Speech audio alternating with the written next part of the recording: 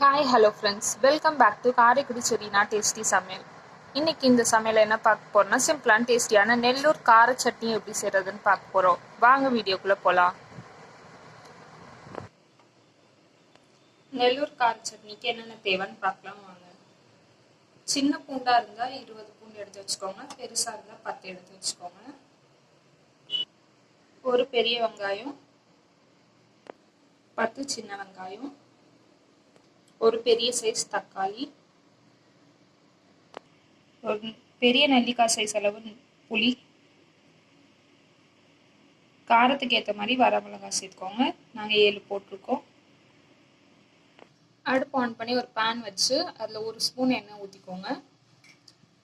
அதில் ஃபஸ்ட்டு எடுத்து வச்ச வரமிளகாயை போட்டுக்கோங்க.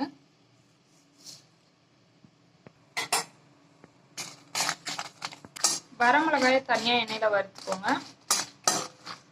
வரமிளகாயை வறுத்து எடுத்தாச்சு. அதே பேனில் இன்னும் கொஞ்சம் எண்ணெய் சேர்த்துக்கோங்க. இதில் எடுத்து வச்ச பூண்டை சேர்த்துக்கோங்க.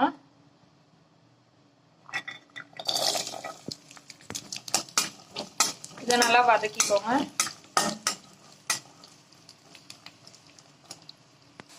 பூண்டு கலர் மாறுற அளவு நல்லா வதக்கிக்கோங்க. கலர் மாறுற அளவு நல்லா வதக்கினோடனே சின்ன வெங்காயத்தை சேர்த்துக்கோங்க. பெரிய வெங்காயத்தையும் சேர்த்துக்கோங்க.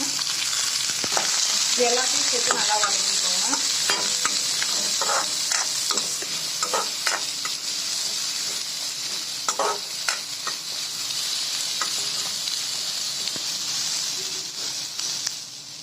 வெங்காயம் நல்லா வதக்கினோடனே தக்காளியும் சேர்த்துக்கோங்க. இது கூட புளியும் சேர்த்தாச்சு. இது கூட தேவையான அளவு கல்லுப்பு சேர்த்துக்கோங்க. இது எல்லாத்தையும் நல்லா வதக்கிக்கோங்க.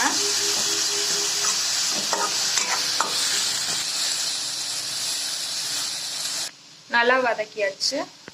இதை நல்லா ஆற வச்சு மிக்சியில் மாற்றிக்கோங்க. ஃபஸ்ட்டு வறுத்து வச்ச வரமிளகாயை மிக்சியில் மாற்றியாச்சு. இதை நல்லா நைஸாக அரைச்சி எடுத்துக்கோங்க. வரமிளகாயை நல்லா நைஸாக அரைச்சி எடுத்தாச்சு. இது கூடவே வதக்கி ஆற வச்சது அதில் சேர்த்துக்கோங்க. இப்போ இதை தண்ணி ஊற்றாமல் நல்லா நைஸாக அரைச்சி எடுத்துக்கோங்க. அரைச்சி ஒரு பவுலில் மாற்றியாச்சு. இப்போ அடுப்பு ஆன் பண்ணி பேன் வச்சு எண்ணெய் 4 ஸ்பூன் ஊற்றிக்கோங்க.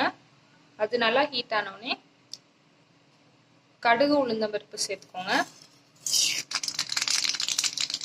இது நல்லா பொரிஞ்சோடனே இது கூட கருவேப்பிலையும் சேர்த்துக்கோங்க.